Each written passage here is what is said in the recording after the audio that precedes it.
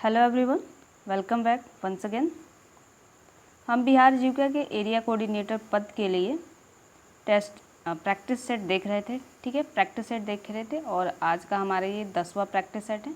ठीक है, चलिए स्टार्ट करते हैं। ध्यान रखना है कि एरिया कोऑर्डिनेटर पद के लिए है केवल ये। ठीक है, पहला प्रश्न है कि भारत में सामुदायिक विकास कार्यक्रम कम्युनिटी डेवलपमेंट प्रोग्राम की शुरुआत किस वर्ष की गई थी।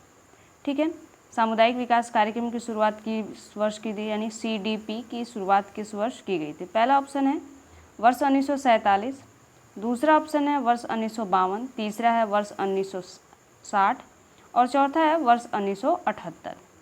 तो जो CDP की शुरुआत की गई थी ऑप्शन नंबर बी 1952 में शुरुआत इसकी की गई थी। ठीक है, अगले प्रश्न पे चलते हैं। इसका आंसर दिया 1952 और व्याख्या इसकी की गई है कि सामुदायिक विकास कार्यक्रम 1952 में शुरू किया गया था, जिसका उद्देश्य ग्रामीण क्षेत्रों में समग्र विकास लाना था। ठीक है, और यह भारत की पहली पंचवर्षीय योजना के दौरान शुरू किया गया था। तो आप ध्यान रख सकते हैं CDP की शुरुआत पूछ सकता है कि किस पंचवर्षीय योजना के तहत शुरू की गई थी, तो पहली पंचवर्षीय योजना के तहत इसकी शुरुआत की गई थी। अगले प्रश्न पे चलते हैं। अगला प्रश्न है कि गांधी जी के ग्राम स्वराज की अवधारणा का मुख्य लक्ष्य क्या है। ठीक है, मुख्य लक्ष्य क्या है ग्राम स्वराज की, तो केवल शहरीकरण को बढ़ावा देना या ग्रामीण समुदाय को आत्मनिर्भर और स्वशासित बनाना, विदेशी उत्पादों को बढ़ावा देना या कृषि को पूरी तरह से मशीनीकृत करना। तो जो ग्राम स्वराज की अवधारणा थी उसका मेन लक्ष्य था ऑप्शन नंबर बी, ग्रामीण समुदाय को आत्मनिर्भर व स्वशासित बनाना। ठीक है, यहाँ पे उत्तर दिया है कि ग्रामीण समुदाय को आत्मनिर्भर और स्वशासित बनाना इसका मेन जो उसका आंसर था। और व्याख्या किया गया है कि ग्राम स्वराज का अर्थ है कि एक ऐसा गांव जो अपनी सभी बुनियादी ज़रूरतों के लिए आत्मनिर्भर हो और अपने शासन का प्रबंधन स्वयं करे। यह अवधारणा स्वशासन सिद्धांत पर आधारित है। ठीक है, आप लोगों को बता दूं कि जो बिहार जीविका पद के एरिया कोऑर्डिनेटर पद के लिए क्लासेस भी स्टार्ट हो गई हैं। ठीक है, तो आप उनको भी अटेंड करते चलिए। अगले प्रश्न में चलते हैं कि ग्रामीण अर्थव्यवस्था की एक प्रमुख विशेषता क्या है। तो पहला है कि उच्च औद्योगिक उत्पाद, दूसरा है कि कृषि पर निर्भरता, तीसरा है अत्यधिक तकनीकी प्रगति और चौथा है उच्च साक्षरता दर। तो जो ग्रामीण अर्थव्यवस्था है उसकी निर्भरता जो है विशेषता जो है कृषि पर अत्यधिक निर्भरता है या कृषि पर निर्भरता है। ऑप्शन नंबर बी इसका राइट जवाब होगा, कृषि पर निर्भरता राइट जवाब है। और उसकी व्याख्या देखें तो ग्रामीण अर्थव्यवस्था में आय और रोजगार का प्राथमिक स्रोत कृषि और उससे संबंधित गतिविधियां होती हैं। ठीक है, और इसी विशेषता के कारण इसे कृषि पर आधारित अर्थव्यवस्था भी कहा जाता है। ग्रामीण अर्थव्यवस्था को कृषि पर आधारित अर्थव्यवस्था भी कहा जाता है। अगले प्रश्न पे चलते हैं।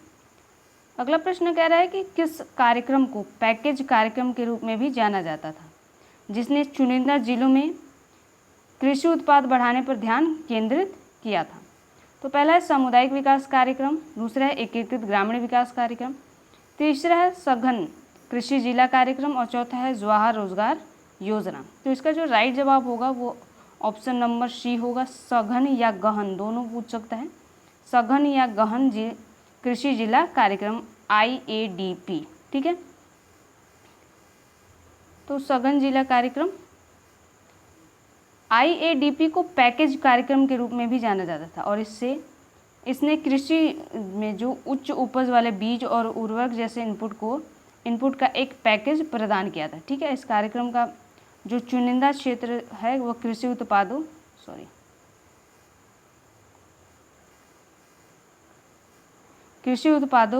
उत्पादकों को तेजी से बढ़ाना था। ठीक है, अगला प्रश्न है कि पंचायती राज व्यवस्था में 3 स्तरीय यानी त्रिस्तरीय ढांचे में कौन सा स्तर शामिल नहीं है। इस प्रश्न को हमने कई बार कर लिया, अब तक तो आपको पता भी चल गया होगा। ग्राम पंचायत, पंचायत समिति और राज्य विधान सभा और लास्ट है जिला परिषद। तो कौन जो है त्रिस्तरीय ढांचे में सम्मिलित नहीं है, तो राज्य विधान सभा इसमें सम्मिलित नहीं है।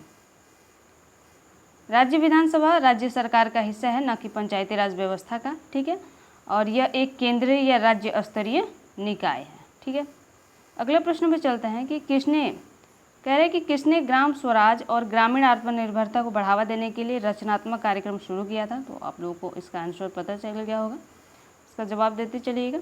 रविन्द्रनाथ टैगोर, महात्मा गांधी, जवाहरलाल नेहरू और FL ब्रायन।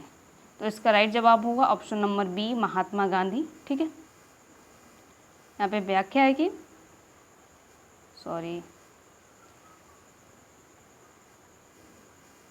यहाँ पे व्याख्या है कि महात्मा गांधी ने ग्रामीण अर्थव्यवस्था, ग्रामीण आत्मनिर्भरता और कुटीर उद्योगों को बढ़ावा देने के लिए रचनात्मक कार्यक्रम की शुरुआत की थी। और उन्हें जो है राष्ट्रपिता के रूप में भी जाना जाता है महात्मा गांधी को, ये तो आप जानते ही हैं।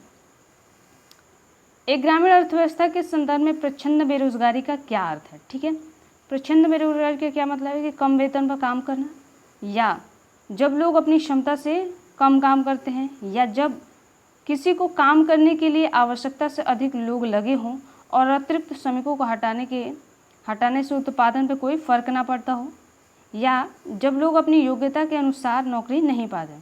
तो इसको भी हमने डिस्कस कर लिया है पहले भी। प्रच्छन्न बेरोजगारी का मतलब है जब एक क्षेत्र में बहुत ज़्यादा लोग लगे हुए हों, ऑप्शन नंबर सी होगा, लेकिन अगर उनको हटा भी दिया जाए तो उससे कोई फर्क नहीं पड़ेगा।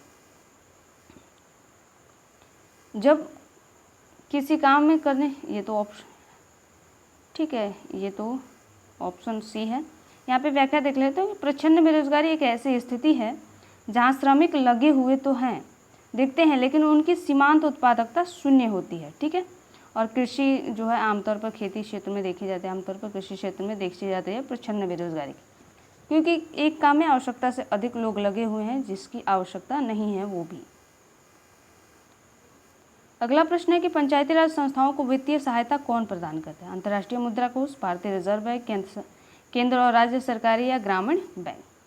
तो इसका जो राइट जवाब होगा ऑप्शन नंबर सी होगा, केंद्र और राज्य सरकारें जो है पंचायती राज संस्थाओं को वित्तीय सहायता प्रदान करती हैं।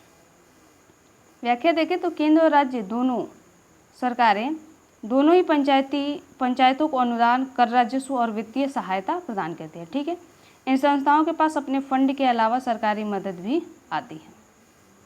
आपको पता है कि ग्राम पंचायतें जो पंचायत लेवल पर टैक्स कलेक्शन कर सकती हैं। ग्रामीण विकास में सहकारी समितियों की क्या भूमिका है? तो केवल किसानों को ऋण देना, छोटे उत्पादकों की सौदेबाजी को शक्ति बढ़ाना, या सिर्फ सरकारी नीतियों को लागू करना, या अंतर्राष्ट्रीय व्यापार को बढ़ावा देना। तो अगर बात करें इसकी व्याख्या की, तो छोटे उत्पादकों को सौदेबाजी की शक्ति को बढ़ाना, इसका होता है ऑप्शन नंबर बी। यहाँ पे मैंने बताया नहीं। ठीक है, तो ऑप्शन नंबर बी इसका राइट जवाब होगा। और छोटे उत्पादकों की इसकी व्याख्या करेगा, सही सहकारी समिति सदस्यों को सामूहिक रूप से कार्य करने में सक्षम बनाता है, जिससे वे बेहतर मूल्य और शर्तें प्राप्त कर सकें। और ये जो है एक संयुक्त स्वामित्व वाला लोकतांत्रिक रूप से नियंत्रित उद्यम है। और आज का हमारा ये लास्ट प्रश्न है, ग्राम सभा क्या है? तो गांव के सभी बच्चे, गांव में रहने वाले सभी पंजीकृत मतदाता, गांव के सभी पंच और सरपंच, या गांव में बुजुर्गों का एक समूह। तो ग्राम सभा क्या होती है कि गांव में रहने वाले सभी पंजीकृत मतदाता, ऑप्शन नंबर बी इसका राइट जवाब होगा। गांव में रहने वाले सभी पंजीकृत मतदाता। ग्राम सभा में गांव के सभी व्यक्ति शामिल होते हैं जिनका मतदाता सूची में दर्ज होता है नाम मतदाता सूची में। ठीक है, और पंचायती राज व्यवस्था की सबसे मूलभूत और प्रत्यक्ष लोकतांत्रिक इकाई होती है ग्राम सभा। ठीक है, तो आज के लिए इतना ही गाइड, मिलते हैं नेक्स्ट वीडियो में, तब तक के लिए धन्यवाद।